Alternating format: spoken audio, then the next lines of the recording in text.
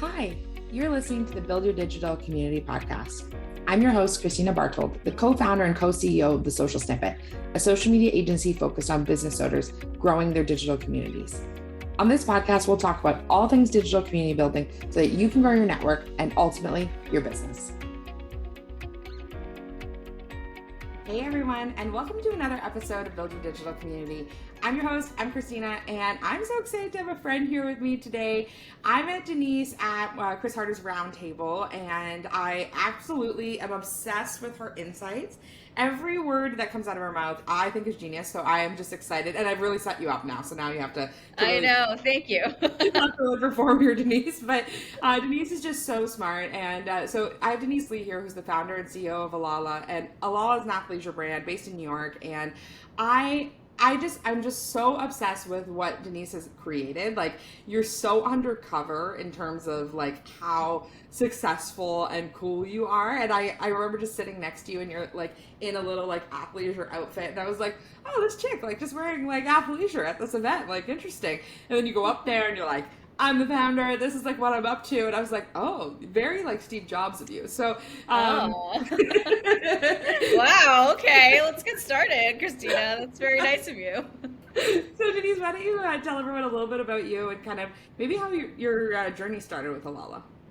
Yeah, so hi everybody. I'm Denise Lee, the founder and CEO of Alala. Like Christina said, I've been on my entrepreneurial journey for 9 years now. That's how long Alala's been around, and it's been, so much fun.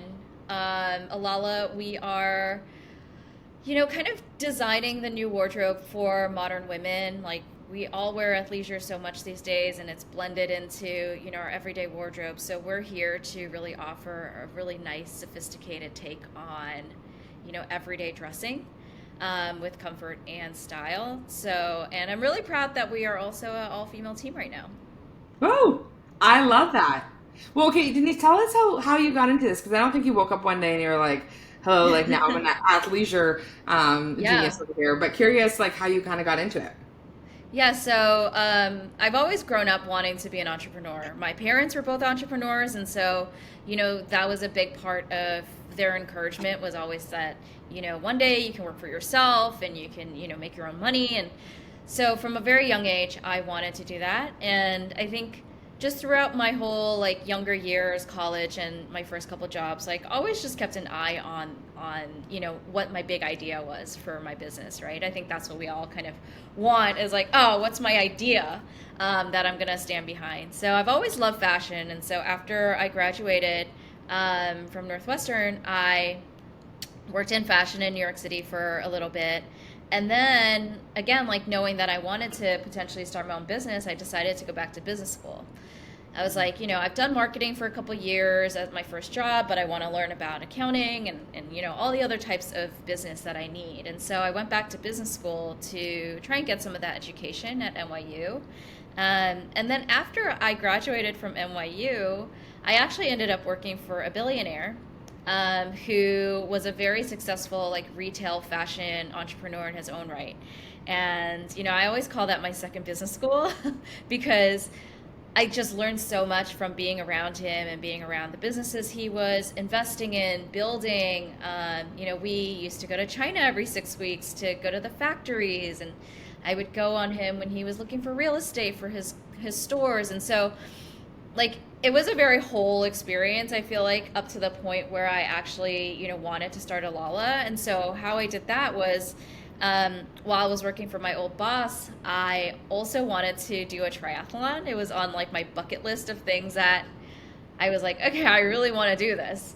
So I started training for a triathlon, and this was maybe 10, 11 years ago at this point. And because I love fashion, I always knew that going to get new exercise gear, new activewear was going to motivate me to train harder and just make me feel better about the whole process because it was super intense.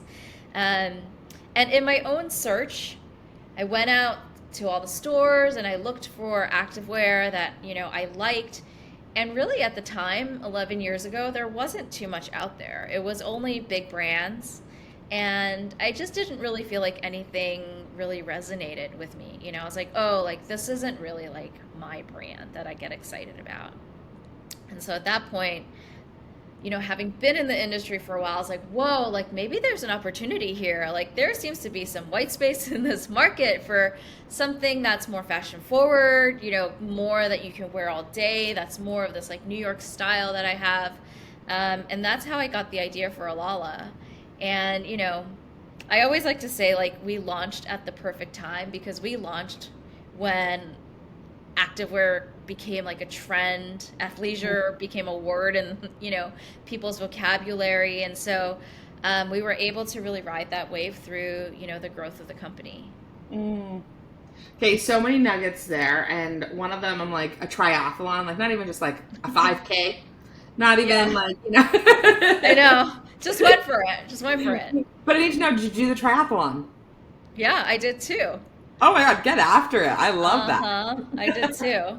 And that's probably it. And I'll never do another one, but I will talk about it for the rest of my life. Yeah, I love it. Well, I'm curious, Denise. So you're working for this billionaire, and which is like cool in its own right, and you have this like vision for something else. What were kind of some of the thoughts you were having like while you were making that leap? Because there's so many times where people are in like really safe situations. I hear this all the time from people who listen to this podcast. And it's so hard for them to leave. And you're like in the most safe situation, right? You've got this amazing relationship with this mentor who I know you're still really connected with, and you like have gotten amazing like sage advice from them, and you're like in this network, you're doing all this cool stuff. You probably loved that job. So I'm curious, like how did that kind of unfold for you? Yeah, so for me, it was not a slow process, but it was a thoughtful process. So, I got the idea to start Alala like at the beginning of the year. It was like January of 2012, I think it was. I took almost the entire year to research my idea, to, just like feel into it, right? To feel like, okay, is this really something I want to do? Is this really something I believe in? Almost an entire year. I did research into the industry. I, knew all the other brands that were in that market. Like, I also had been working in fashion and retail for my entire career. So, in that way, I also felt like, okay, I have a little bit of expertise in this field as well. It wasn't like I decided to go start an app or like, do something that was like totally out of my realm of expertise. And so I think that was part of the reason why I was like, okay, this makes sense for me because either I know a little bit about, this industry, or I know people in my circle now who know a lot about it.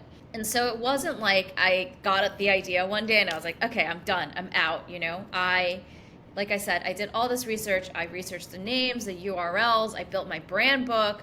I even like hired, my first freelancer while I was still working at my job. And so for me, like, it seems very romantic sometimes to kind of take that big leap and like leave everything behind. And I'm like putting my all into this. And I did, after a year. But I think it makes you feel better if you do a little bit of research and you take the time to actually not be reactive to it, right? Like really take the time to say like, is this something that I really feel like is meant for me? Before you, take the big leaps of leaving your job and all of that. Mm-hmm. I totally agree, and I'm nowhere near Alala success, but it was very similar for me to Denise, where I took the year where I still worked part time. And Yeah. I like went from working full time, probably 8 months, then 4 months part time, and then I went all in because I couldn't afford it like emotionally. Mm-hmm. Like Mm-hmm. I know if I had 40 hours a week, I would have made it work. I'm scrappy, like I've made everything I've ever done work before, but it was my like emotional feeling around like I felt so much safer. And I think that's sometimes Mm-hmm. okay because I feel something that comes up a lot with entrepreneurs is this like recently I was presented a business opportunity and I was questioning it. Like I was like, I don't know. And the person was like, well, don't you believe in yourself? And Mm. I was like, yeah, I believe in myself, but that doesn't mean that, like, I endlessly believe in myself, but that doesn't mean that every opportunity is a good one. It doesn't mean that you need to go all in on everything. And that's sometimes hard for us when we're feeling so called to something. It's like, yeah, sometimes we still need to do this, like, other thing to help support this bigger vision for our lives. Yeah, yeah. I mean, there's so many realities, right, of running your own business. Not the least, like, actual money, like how you're going to pay for your lifestyle, how you're going to pay for your rent and your food. So I do think, like, there is always that romanticism of jumping in, right, to the deep end and doing that. Sure, if you can afford it and you can, have the mental fortitude for that, go ahead. But I think for most of us, it takes like a little bit of time and a few steps to really feel like you are there to make that big decision. Hmm. How did you know when it was finally time to pull the trigger? I knew it was time when I felt really confident that the idea was a really good idea and that I had the right partner at the time to execute it with me. That's when I knew I was like, okay, I'm ready to like go in. I'm ready to get this like first line done in 6 months. Like it's go time. So for Mm-hmm. me, it was kind of having some of the puzzle pieces fit into place first.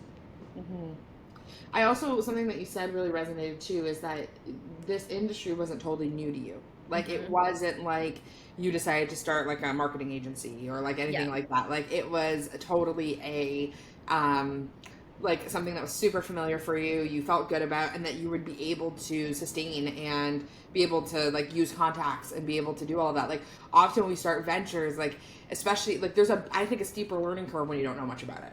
And Yeah. so that's why I think it's so important that like taking that time to research is so important. I think there's a couple points to that. One is that, yeah, I was in the industry that I wanted to pursue. And so, despite that, my first, year or two, there were still so many things I didn't know, right? I was like, I don't know if I would have started this if I knew it was going to be this hard. So even Mm-hmm. with the knowledge and even with a little bit of background in the industry, like still it was an extremely challenging proposition to get this brand off the ground. And so, it helps, but it doesn't make things that much easier. I think it definitely makes things easier, but there's still a lot of, hardship I think that we all go through when starting our businesses. And so, yeah, I will say that, but I will also say like one of the benefits of being in the industry that I wanted to start my business in was that I had all these contacts. I had people that I could call and be like, like, do you know any, this or that? Like, I didn't know how to ship stuff from China. I was like, how do I get stuff like from a factory in China to like the US, right? I'm like, who does that? Like, what is that person called that does that? Like, how much do I have to pay in like, taxes and duties? And so I had so many people who were willing to like give me 10, 15 minutes of their time to help point me in the right direction or introduce me to somebody who could help. And so I think in that way, like, being able to keep those relationships really great after you leave your job or after you, start out on your own. Like those are really crucial, important things to keep going Mm-hmm.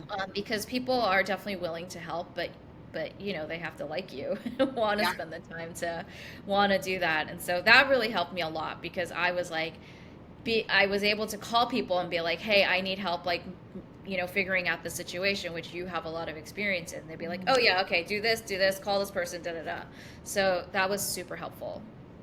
Yeah, and I think people really underestimate their network when it comes to things Yeah. like this. And like, I don't think there's any reason to ever try to do business alone. Like, not everyone needs a business Hmm. partner, but I don't think there's ever any reason why you shouldn't have people in your back pocket. Like, even Denise, like I Hmm. think about like if I ever had a fashion question, or I actually met someone recently who is like a little behind you in terms of where they're at in their fashion career, but they do some really cool work too. And she was like, I don't know anything about like these things. And I was like, oh, I know the perfect person who can Yeah. help you. Like, this Yeah. is a match made kind of thing, right? But you get to be that person for maybe somebody you didn't have, right? And so Yep. it's incredible to create those like relationships, but you need to want to create them, and you need to put yourself out there. And sometimes you need to do the goodwill Yeah. of like showing up for those people and sending the gift and like, sending the thank you email, because people, you're right, like people want to work with people that they enjoy working with. Yeah. No, it's so true. I think for me, like that's why I'm so passionate about like kind of sharing what I know with people that need it, on social media and also through like a little bit of like advisory work and consulting, like because I didn't have that person. Like I didn't have, the one person to go to. I had a lot of people for different things, which again, like I'm so grateful for, but I think it's important to give back and help people learn from your own mistakes, like my own mistakes and my own journey.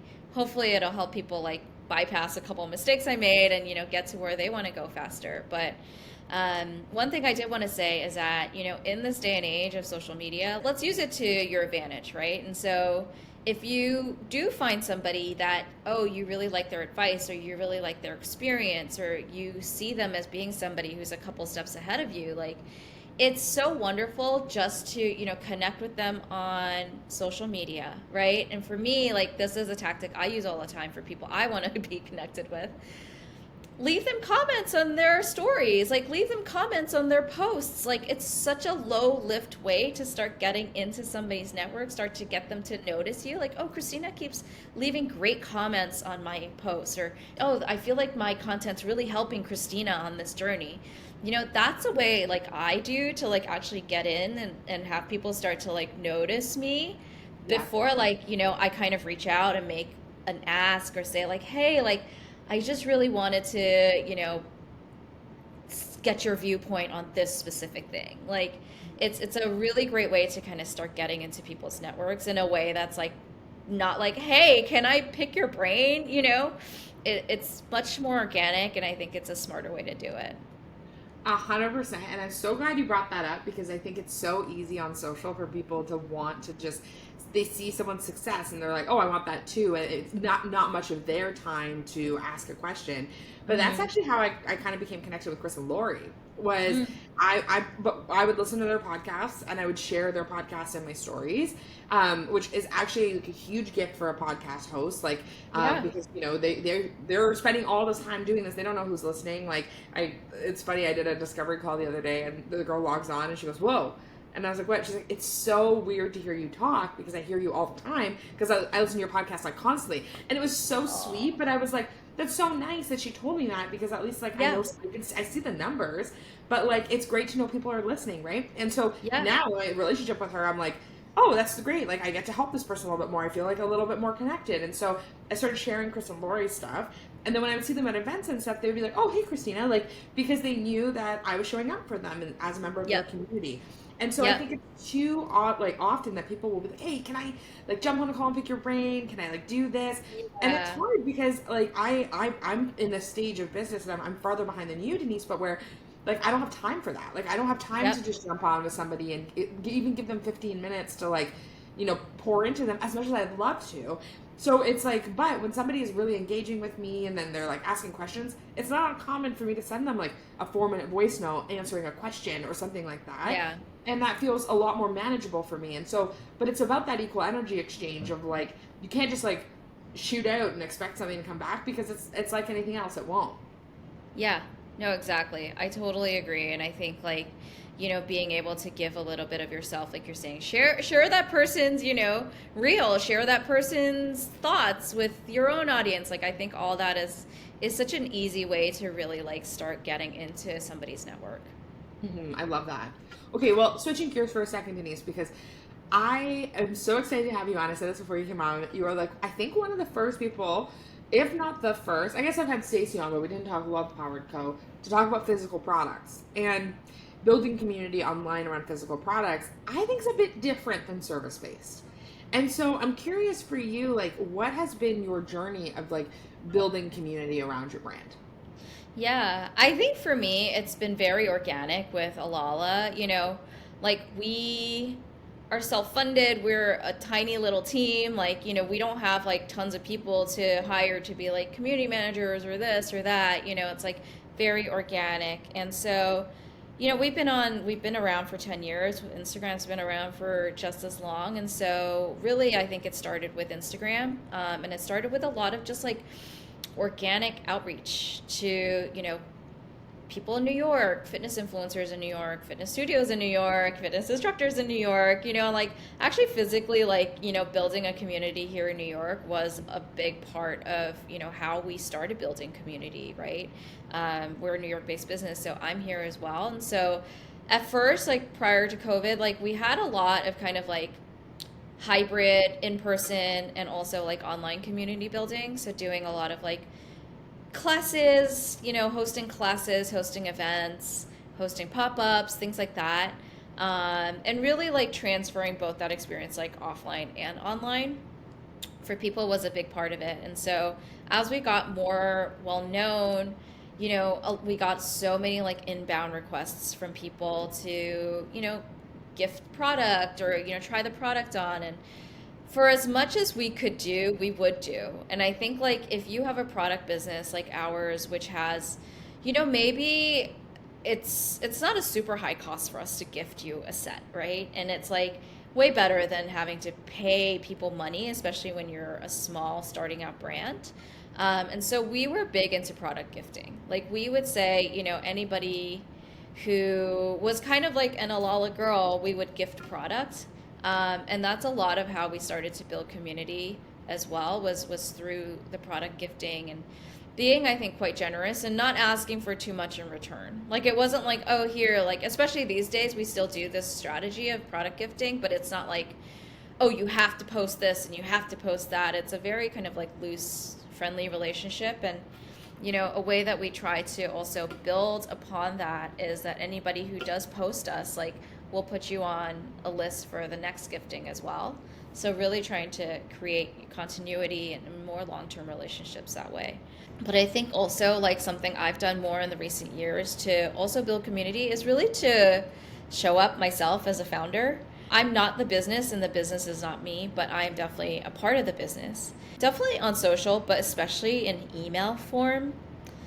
When I show up on our emails and I send out a personal note on emails to our customers, that really helps to build great community there because, our email list is a lot more customer based, right? Like you can have social, but they might not be your customers. And so for me, like showing up on email, especially during COVID, when COVID first started, we sent out a lot of communication through email to our customers, just setting expectations, like letting them know what was going on with the business. I got so many wonderful responses from people, customers of ours, just like saying like, hey, we're here, we're cheering you on, like we are supporting you. And, it means a lot. And so I think that's like something that we've also used a lot is like that email communication. Um, but also I think there is, an aspect of like clienteling and personalization that's also great for building community. So, at certain points in time, we will reach out to our best customers. We will, call them on the phone and be like, hey, like, how are you? Like, how are you liking everything? Like, do you have any feedback or thoughts for us? Like, and, I think it's nice to be able to blast on social. So like, we have 100,000 followers, but it's also so nice to like go deep and like connect one-on-one. And I feel like that's what so much of us are missing in the product world, right? It's like people just treat you like a credit card number and that's it. Um, so I think there is some value, a lot of value in like getting to know your best customers and getting to know them on that level where, they feel really connected to your brand. I love that. Thank you so much for sharing all that value because that's awesome. And I think so. A few things really stood out to me. One of the pieces there is the gifting piece, and that one I think is interesting even in the service based world, right? Where it's like that 30-minute call or whatever, like that value you can give to somebody. But it's amazing how many brands I think have like such high expectations on the return. And it really turns people off. But I have been really impressed with brands that we've worked with, like within our client base, where they've gifted products to people and people are just so happy to share them because they've been gifted and probably share them more than you were expecting if you had said, I need 4 stories and 2 feed posts and all of that. But it's such a contentious thing because people like there's also you'll send something and nothing will happen. Like and that's also probably happened to you before. But like when I receive free things or things that like are gifted to me by folks online, I'm like the first to be like, oh my gosh, thank you so much. Like this is what, and like really go hard and it builds that loyalty. And often like, I don't think there's ever anything I've ever received where I haven't bought something after because I've just been so grateful. And, but I think if people had placed a lot of expectation, I don't know that I would have felt the same.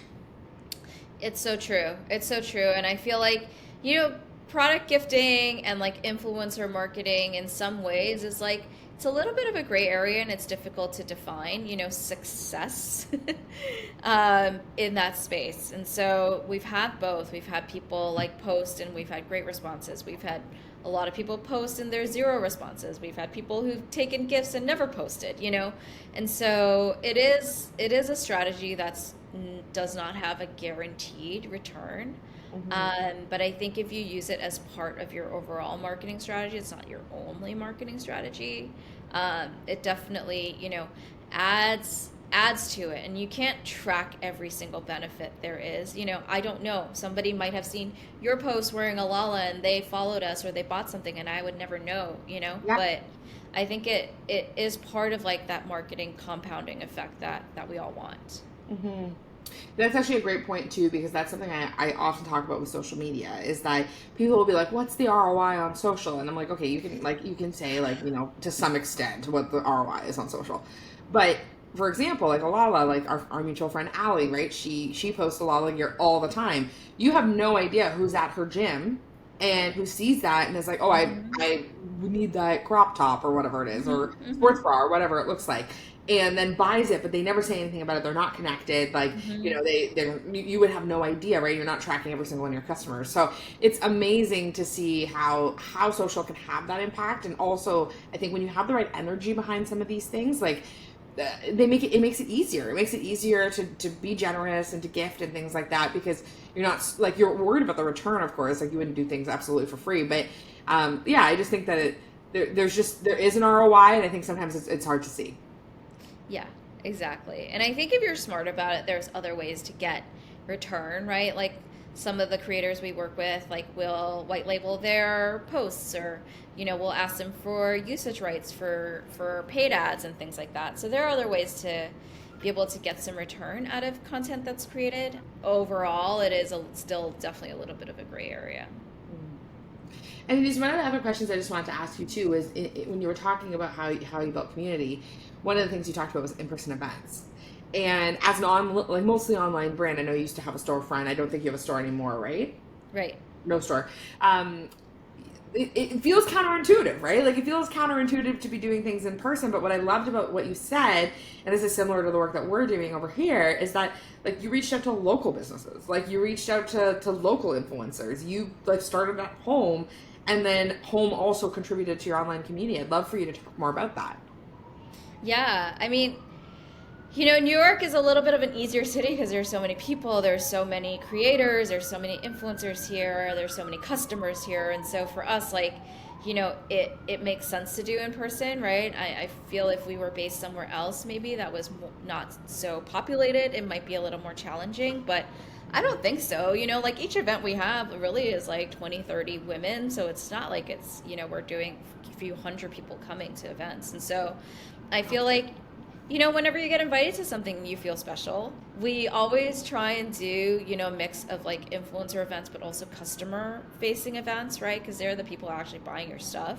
So I think that's nice. And, while we had a store, we were doing a lot of events there too. And I would like, be there for the day and, people would come in and know me from somewhere, we met before, or they see my stuff on social media. And so it was like just so nice to connect with people on that level. And, having a product brand like clothing to get people touching, feeling, wearing the product is like that's the money right there. So as much as you can do online and tell people how soft the fabric is, and da da da da da, like you gotta come in and try it. You gotta come and wear it and work out in it and feel how great it is to really get the full experience. And so I think like part of the events really is to get people in our product, in our clothes, and really talking about it from having experienced it versus, just seeing it online. Hmm. The other thing I think it creates too, Denise, is FOMO, like for other people. And like, not that you want to make people feel excluded. That's never what I want to say. But even this past week, we ran an event on Friday. And it was like, so we've been running these like women's dinners. It's about 30 people. They're always good. And this one had a lower attendance. We only had 20 this time. And I was like knocking doors to get people to come down to this. I was like, "Are you Mm-hmm. free? Like, why aren't you coming?" And it's July. People like don't like people are at Yeah. cottages over here. Like it's busy. And so I was like, okay, maybe these are dead. like, I don't know, 20 people came. I'm used to 30 or 35. Like, maybe these are dead. And they're not, because we posted this reel, and just to be like, this is what we did.